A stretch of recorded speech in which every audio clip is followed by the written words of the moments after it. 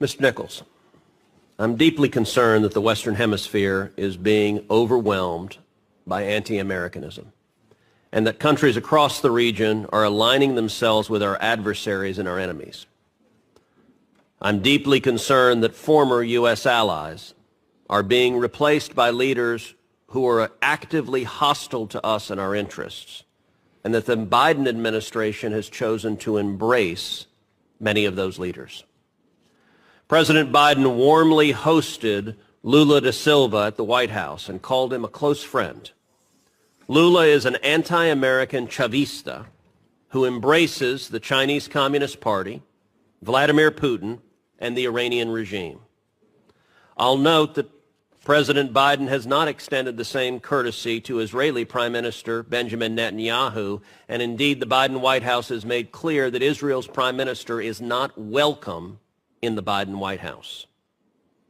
Now, one of the very insidious ways that our adversaries and our enemies have infiltrated the region is through corruption. China, Russia, and Iran all exploit endemic corruption, including and especially corruption driven by left-wing movements to advance their geopolitical agendas. Congress, and specifically this committee, has recognized the importance of combating such corruption and have given you powerful tools, in particular under Section 7031C, sanction authorities.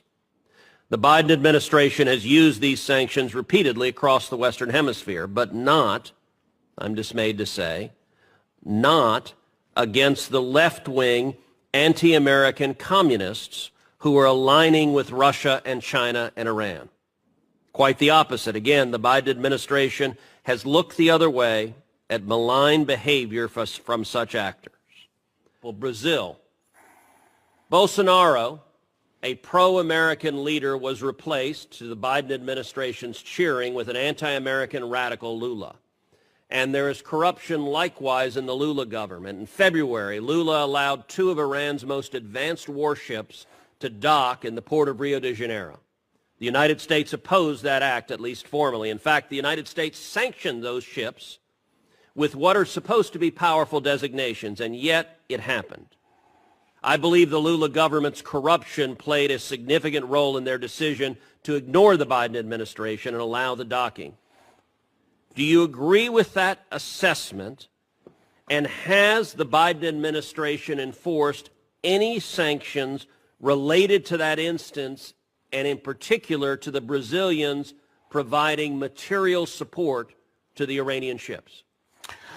The administration engaged our partners throughout the hemisphere, and we're very pleased that the Iranian ships were not able to dock anywhere else. We're deeply disappointed that one of the 2 ships was able to dock in Brazil. The other was offshore.